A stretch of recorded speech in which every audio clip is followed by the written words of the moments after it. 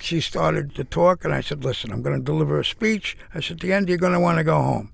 I said, you represent a 34-letter word. I said, that word is love. I said, if we're going anywhere, we're going down the aisle because I'm too tired, too sick, and too sore to do any other damn thing. And she turned around and she said, well, of course I'll marry you. And the next morning I called her as early as I possibly could. And he always gets up early. to make sure she hadn't changed her mind. And she hadn't. And every year on April 22nd around 3 o'clock, I call her and ask her if it was today, would she do it again? And so far the answer's been the same. Yeah, 25 times yes. You see, the thing of it is, I always feel guilty when I say I love you to you, and I say it so often. I say it to remind you that as dumpy as I am, it's coming from me. It's like hearing a beautiful song from a busted old radio.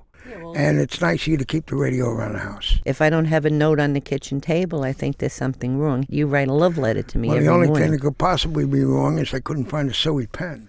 To my princess, the weather out today is extremely rainy. I'll call you at 11:20 in the morning. It's a romantic weather and report. I love you, I love you, I love you.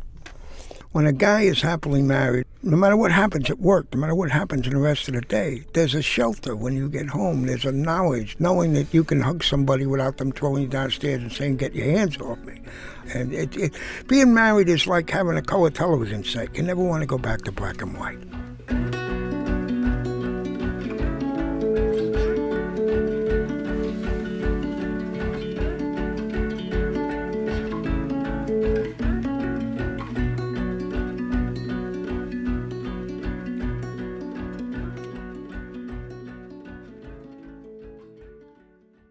The illness is not hard on me.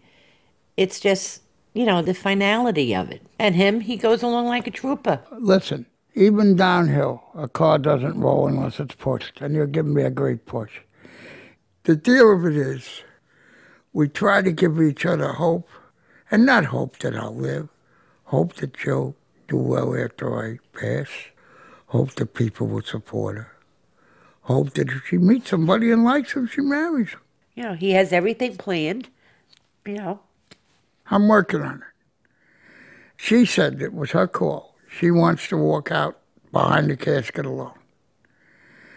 I guess that's the way to do it, because when we were married, you know how your brother takes you down, your father takes you down?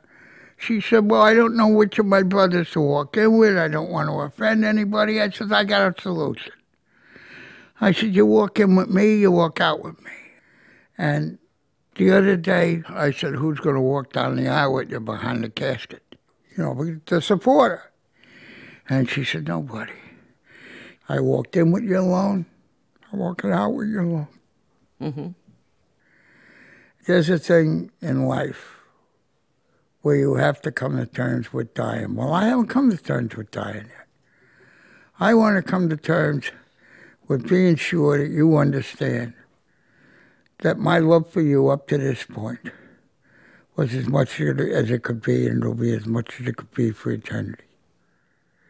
I always said the only thing I have to give you is a poor gift, and it's myself. And I always gave it. And if there's a way to come back and give it, I'll do that too. Do you have the Valentine's Day letter there? Yeah. My dearest wife, this is a very special day. It is a day on which we share our love, which still grows after all these years. Now that love is being used by us to sustain us through these hard times. All my love, all my days, and more. Happy Valentine's Day. I could write on and on about her. She lights up the room in the morning when she tells me to put both hands on her shoulders so she can support me. She lights up my life when she says to me at night, wouldn't you like a little ice cream? Or would you please drink more water? I mean, those aren't very romantic things to say, but they stir my heart. In my mind, in my heart, there has never been, there is not now, and never will be another Annie.